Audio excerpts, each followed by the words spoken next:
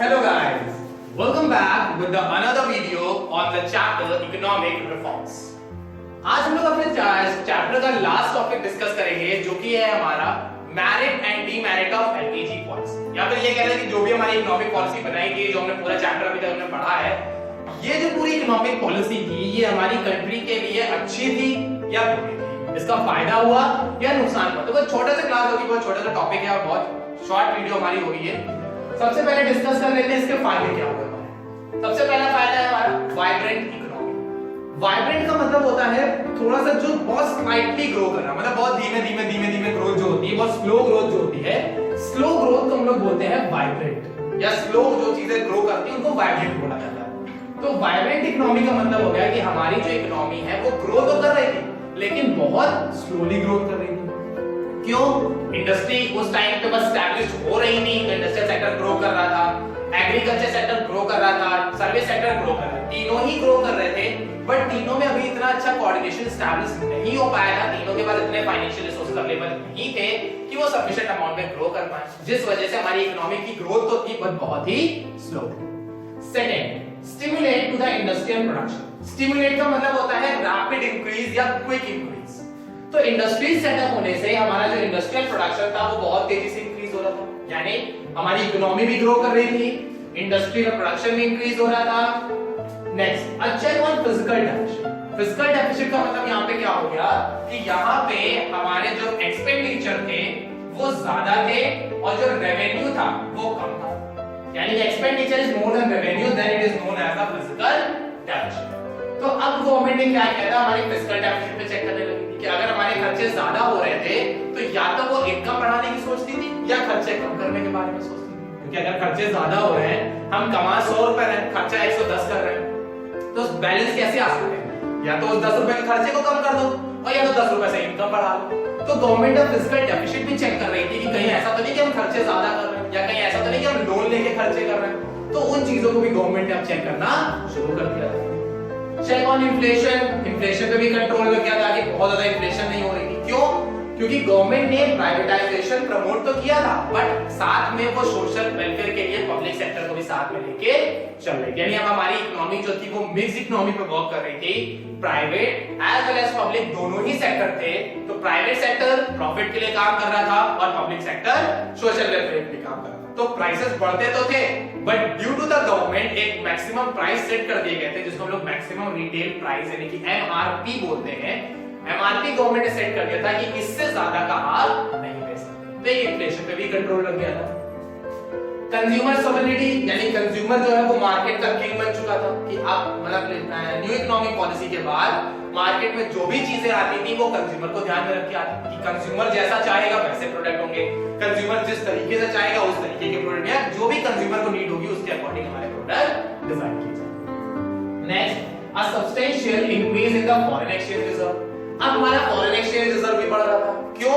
Government ने industry लगा दी थी, इंडस्ट्री लगाने की वजह से जो हमारा इंपोर्ट था वो कम हो गया था, इंडस्ट्रियल प्रोडक्शन इंक्रीज होने की वजह से एक्सपोर्ट ज्यादा हो गया था। तो इंपोर्ट कम हो रहा था और एक्सपोर्ट ज्यादा हो रहा था, तो हमारे पास फॉरेन करेंसी ज्यादा आ रही थी, और जब हमारे पास फॉरेन करेंसी ज्यादा आ रही थी तो उसकी वजह से हमारा जो फॉरेन एक्सचेंज रिजर्व था वो भी इंक्रीज हुआ। जैसे हमने अपने लास्ट चैप्टर में भी पढ़ा था कि गवर्नमेंट ने इंपोर्ट सब्स्टिट्यूशन लगा दिया कि अननेसेसरी चीजें इंपोर्ट नहीं करेंगे, तो उससे इंपोर्ट कम हो गया, और एक्सपोर्ट प्रमोशन किया था जिससे हम एक्सपोर्ट ज्यादा कर रहे थे।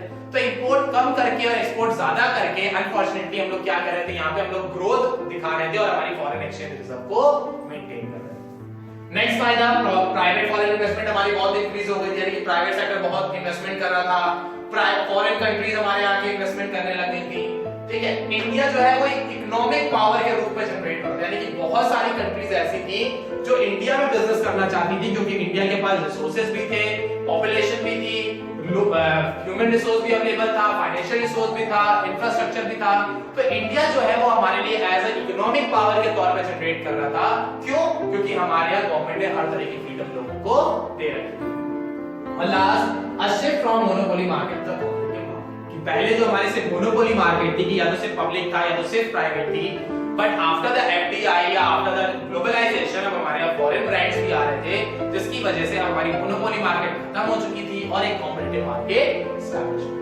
तो इन शॉर्ट अगर इसका हम एक समरी आउटलुक देखें कि हमारे एलपीजी से फायदा क्या हुआ, इकोनॉमी ग्रो कर रही थी, इंडस्ट्रियल प्रोडक्शन इंक्रीज हो रहे थे, इंडस्ट्री सेटअप हो रही थी, इन्फ्लेशन करेक्ट कर चुके थे, फिस्कल डेफिसिट करेक्ट हो गया था, मोनोपोली मार्केट से कॉम्पिटिटिव मार्केट की तरफ मूव कर रहे थे, इंडिया जो है वो एक इमर्जिंग पावर बनके जनरेट हो रहा था, प्राइवेट इन्वेस्टमेंट इंक्रीज कर रही थी। तो ये सारे बेनिफिट्स हमको मिल रहे थे हमारे एलपीजी पॉलिसी। लेकिन इस एलपीजी पॉलिसी के साथ साथ हमारे यहाँ कुछ डीमेरिट भी थे, मतलब फायदे तो मिले ही मिले, बट उसके साथ हमें नुकसान भी मिले। नुकसान क्या थे? Neglect of agriculture. इंडस्ट्रीज पे ध्यान देते देखते गवर्नमेंट ने इतना इंडस्ट्रीज पे ध्यान दे दिया कि एग्रीकल्चर को भूल ही गई, और ये भूल गई कि एग्रीकल्चर ही नहीं होगा तो रॉ मटेरियल कहां से लाएंगे, इंडस्ट्री कितनी भी ग्रो कर लो। तो नेगलेक्ट ऑफ एग्रीकल्चर की वजह से हमारा इंडस्ट्रियल सेक्टर तो मूव कर रहा था, बट हमारे जो एग्रीकल्चर सेक्टर था वो इतना ज्यादा ग्रोथ नहीं कर पा रहा था।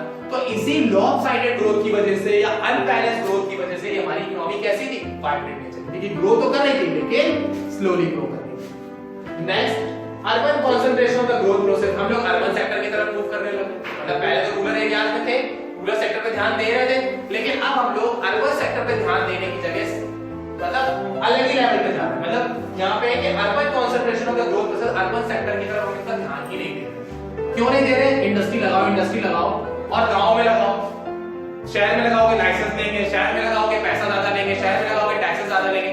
तो हर चीज शहर में ज्यादा होने की वजह से यहाँ पे क्या हो गया था कि हमारे यहाँ जो अर्बन कंसंट्रेशन है उस पर इतनी ज्यादा ग्रोथ नहीं हो पा रही थी। Next, spread of consumerism. Consumerism बहुत फैल गया था, यानी कि कंज्यूमर हमारे यहाँ बहुत ज्यादा फैल गया था। अब कंज्यूमर को हर चीज चाहिए, मतलब जो भी मार्केट में आ रहा है कंज्यूमर को सब कुछ अपने हिसाब से चाहिए, नहीं तो वो लेगा नहीं। तो ये और ज्यादा टेंशन हो गई थी, इंडस्ट्री वाले ये कंफ्यूज हो गए थे कि क्या चाहिए एक्चुअली में लोगों को। कुछ भी नया लाके दो, नहीं ये नहीं, इससे अच्छा है, ये नहीं इससे और अच्छा लगेगा। तो इस वजह से हमारे मार्केट में बहुत ज्यादा कंज्यूमरिज्म फैल गया था। कंज्यूमर सारे एकजुट हो गए थे, एक साथ हो गए थे, और वो हमारी मार्केट का बॉयकॉट भी करने लग गए थे। लॉपसाइडेड ग्रोथ, एक साइड ग्रो कर रही है और एक साइड नहीं। एग्रीकल्चर बिल्कुल ग्रो नहीं कर रहा और इंडस्ट्रीज बहुत तेजी से ग्रो कर रही है। कल्चरल इरोजन, फॉरेन मार्केट आने की वजह से या फॉरेन गुड्स आने की वजह से हमारा जो इंडियन कल्चर है वो डिस्ट्रॉय हो चुका था, और हम लोग पूरी तरह से वेस्टर्न कल्चर को अडॉप्ट कर चुके। जैसे आज के टाइम पे हिंदी बोलो ठीक है, इंग्लिश ना बोल पाओ बहुत बड़ी दिक्कत है। नॉर्मल कुर्ता पैजामा पहने हुए हो बहुत गंदा है, भाई आपने जीन्स शर्ट टी शर्ट पहन ली बहुत अच्छा है। तो यहाँ पे क्या हुआ कि वेस्टर्न कल्चर आने की वजह से या वेस्टर्न गुड्स आने की वजह से, वेस्टर्न चीजें आने की वजह से हमारा जो इंडियन कल्चर था वो पूरी तरह से डिवोर्स हो चुका था, पूरी तरह से खत्म हो चुका था। और लास्ट, इकोनॉमिक पॉलिटिक्स, और हमारी जो इकोनॉमी थी वो भी अब डे बाय डे और डिग्रेड कर रही थी, क्योंकि हम एक सेक्टर पे तो ध्यान दे रहे थे और दूसरे सेक्टर को इग्नोर कर रहे थे। तो यहाँ पे हमारे एलपीजी के कुछ फायदे भी हैं, कुछ नुकसान भी है। तो ये थी हमारी आज की क्लास, और ये था हमारा चैप्टर पूरा जो था हमारा इकोनॉमिक रिफॉर्म 1991। तो आई होप आपको सारे मेरिट्स एंड डिमेरिट्स समझ में आ गए होंगे। अगर कोई डाउट, कोई सजेशन, कोई पॉइंट ना समझ में आया हो तो आप कमेंट सेक्शन में पूछ सकते हैं।